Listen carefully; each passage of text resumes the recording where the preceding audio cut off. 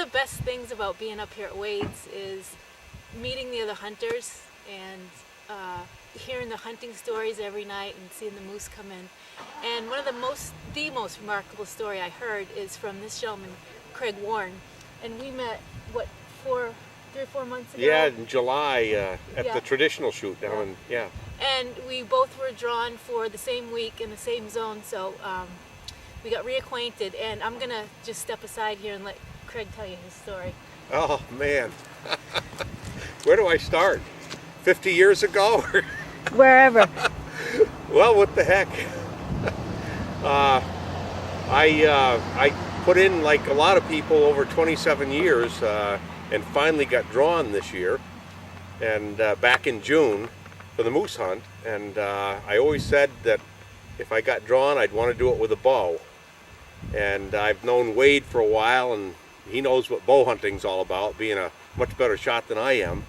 And so I told him 10, 15 years ago that if I ever get drawn, I wanted to do an Alaskan float trip in northern Maine. And of course I didn't get drawn for quite a while, but in the meantime he'd done that type of thing with other hunters. And when my time came, sure enough, that's what we were going to do. And the night I got drawn, I called him immediately on the telephone, on the cell phone. He was still set up in Fort Kent with his booth for his guide service. And I said, we're going hunting. And here we are. And what a hunt.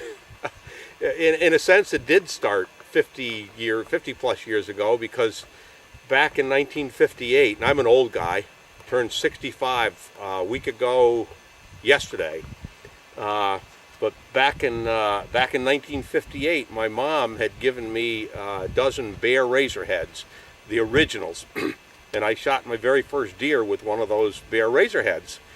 And about 2 months ago, after I'd been drawn, I was going through some stuff and I found the carton for the broadheads.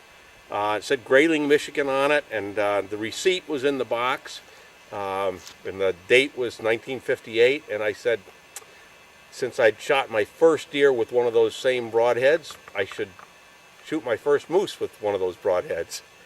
And so I made some arrows and used that last broadhead that was in the box and numbered it number 1 in my quiver, and off we went. And I told Wade when I got up here that if I go home without a moose, that he's not to be disappointed, because I'm only going to use a bow, because so many of my friends that are bow hunters had the same plan, but about Wednesday of the week the bow went away and the big artillery came out, and I figured there's no way I'm going to shoot a moose with a bow if I pull out the rifle. So I said, if I go home without anything, it's not your fault. And but I did say there's just one thing I requested, and that is 60 plus bullet inside 20 yards. And I said that at the table in Two Rivers lunch, and we all got a big laugh out of it, myself included. First day, wake up to drizzle and rain and a little wind. Off we went to the river anyway, and motored up in the dark about 5 or 6 miles in the canoe. Halfway up, the light in his headlamp blew, so the rest of it I was using my little mag light to avoid logs in the river. And we got there and looked like a fantastic spot. Wade had gone up there ahead of time and made a little makeshift blind out of some alders. Looked fantastic. And I spent the next hour and a half in that blind feeding the local mosquito population. I think they love me. And but no moose, and no moose on the trip down. And at that point, Wade decided that we'd probably be better off, because the whole week's forecast was for the same, was to just go out and try to find one and call it into us, or go where he knew there were going to be some, and try to call them in. Because bow hunting's a little different than rifle hunting, where if you see him in a big cutting, you can get a shot at him. You've got to get quite a bit closer. And again, that's why I wanted Wade with me. He knew about that. And so first day we saw nothing.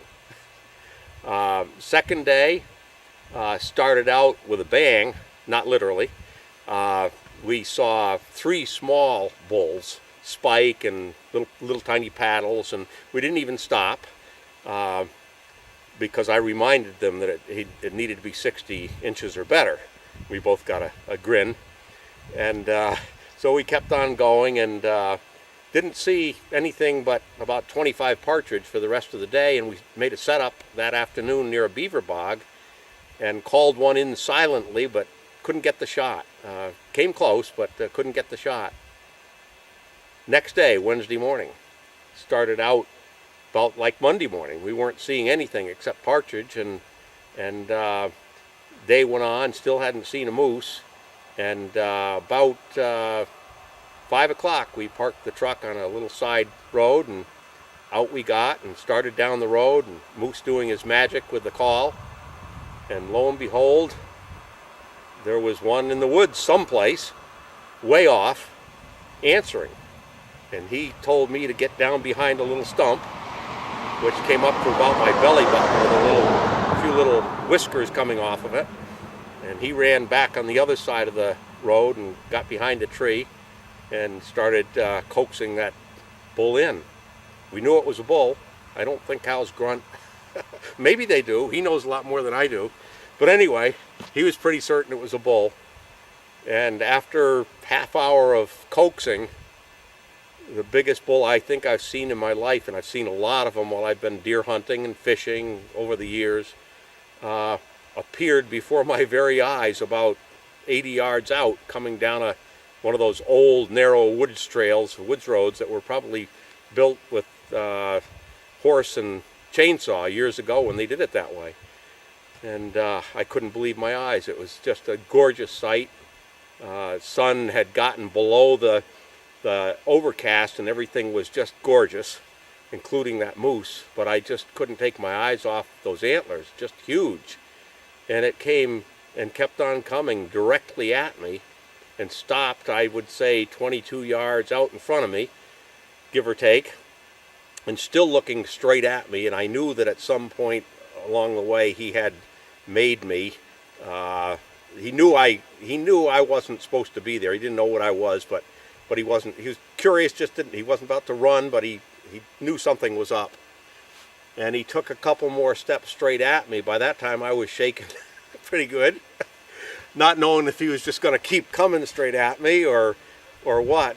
But he took a couple steps and turned to his right, which would be to my left, at just about 20 yards. And I know that because I went back and counted it off when I went back looking for my broken arrow. And he stopped almost broadside, a little bit quartering to, which I didn't want to take, but I was also afraid that he knew enough about my being there that he might just go in a hurry. So I drew and picked the spot I wanted to hit, and lo and behold, the arrow hit right where I thought I wanted it to hit. And it spun and went up in the woods. I was worried a little bit because it looked like I didn't get as much penetration as I was hoping for with the arrow. And I was using a cedar-tipped broadhead. I mean a cedar arrow tipped with an old Bear razor head. And I was a little worried about the penetration and a little bit worried about a slight quartering too. But I stayed right there as Wade continued to call so that it wouldn't run off into the middle of nowhere. And he did stop it right up in the bushes, maybe 80, 90 yards beyond. And it just stood there for a while. Wade said that he didn't see it fall. He saw it start to walk off and then lost it. And we decided to wait 20 minutes. And then, in case it was a poor hit, I suggested that we wait 30 minutes. I'm telling the guide what to do here, you see. and so he probably thought I was crazy, but we waited the 30 minutes, and then we started back in. And on the way in, he said, I'm going to track that all night long if we have to. But we didn't have to. It went 112 paces, but I wasn't counting then. I was counting my blessings then and hoping. But again, I know that because when I went back to try to find my arrow, I paced it off from where he was standing to where he ended up dying. And it was 112 of my paces, which is around a yard each. And there he was, and I witnessed the Wade Kelly happy dance right before my very eyes. I wish I'd had a camera, because it was something to behold. And he said, "Get up here, get up here." And there it was laying there, and then I just kind of went all to pieces. I couldn't believe the size of the animal. And it was a fantastic experience. And I don't know who's going to be looking at this, but whoever is looking at this, if you ever want to go on a moose hunt, whether it's with a gun or a bow, but especially a bow, you could not find a better person to go with in terms of a friend, just a great person to be around, and certainly in terms of his knowledge of guiding and moose hunting and deer hunting and bear hunting. I don't think they come any better, and I sincerely thank him from the bottom of my heart.